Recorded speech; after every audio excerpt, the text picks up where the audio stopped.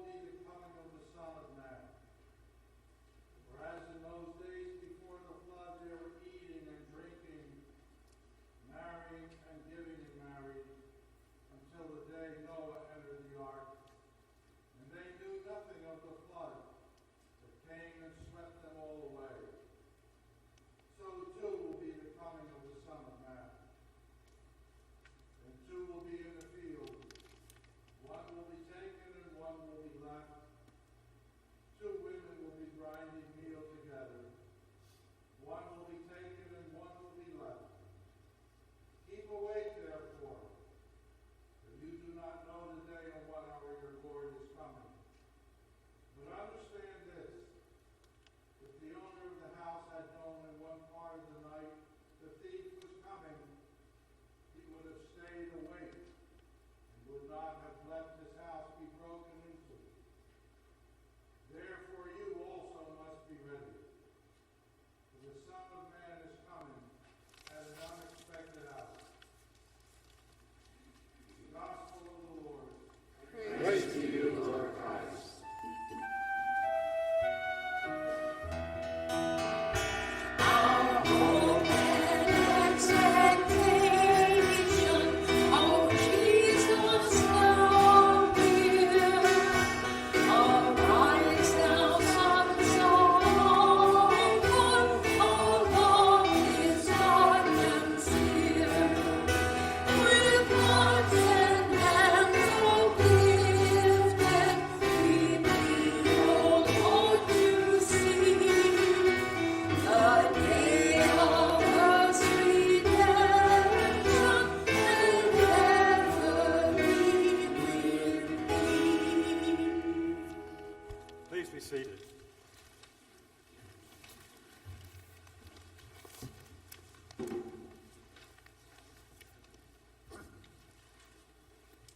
This may not be such a stretch for some of you, but let's give it a try anyway.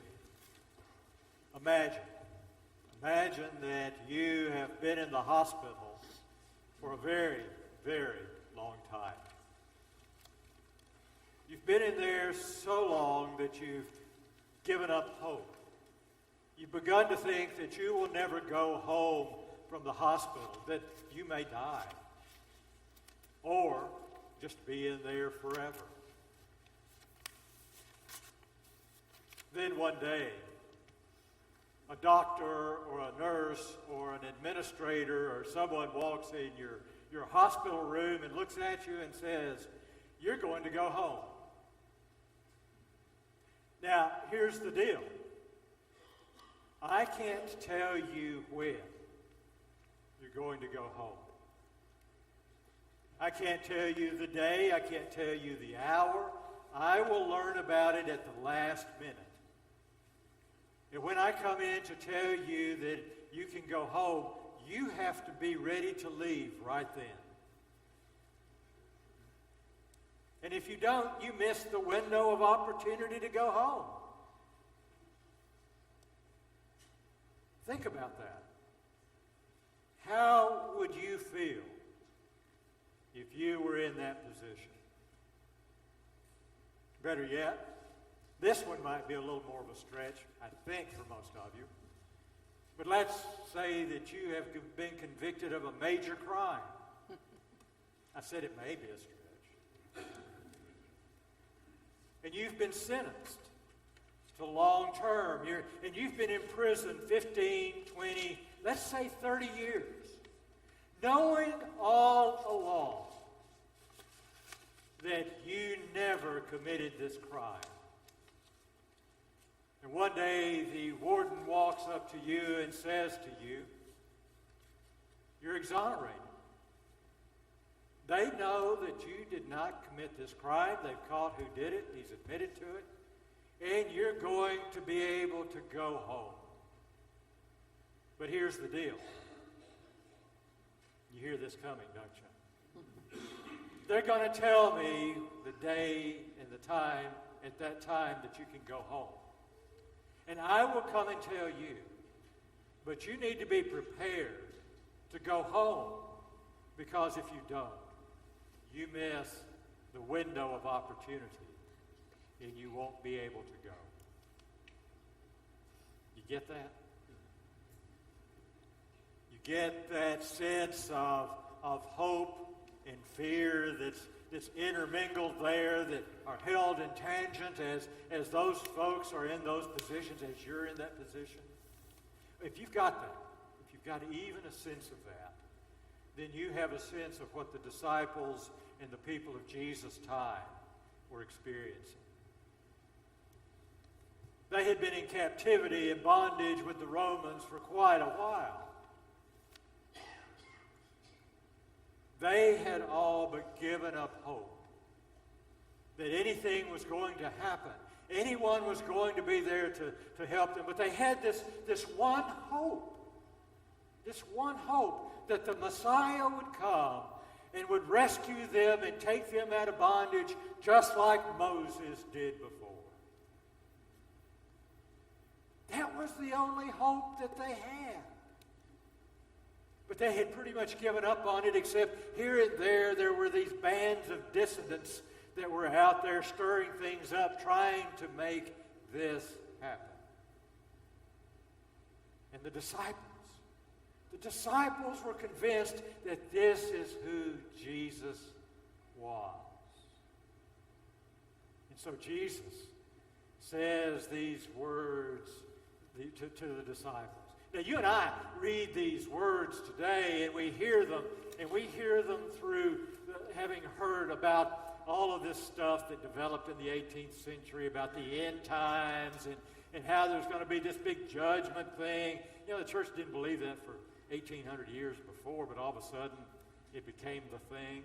So now we write novels about it and stuff like that. But what we have here is, in Jesus' words, an invitation. Not a threat. Not a threat that something bad is going to happen, that God's really angry at you and He's coming back to get you. Not that at all. But an invitation into a new way of being. A new way of living out life. He says, now is the time. Oh, sure, there's going to be time out there now, but now, right now, is the time. Prepare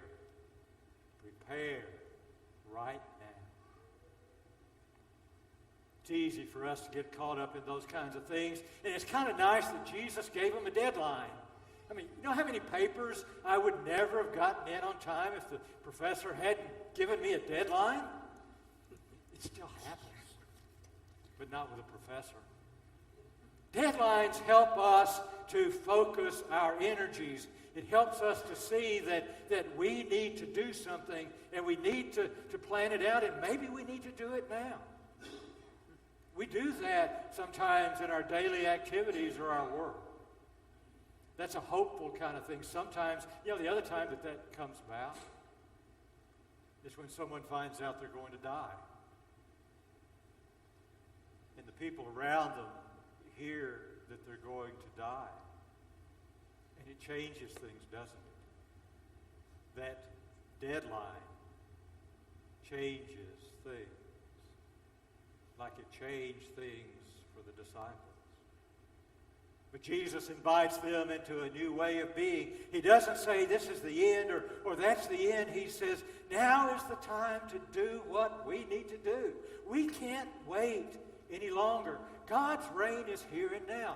You and I, whenever we start Advent, I don't know about you, but I have this image of the baby in the manger at the end on Christmas Eve.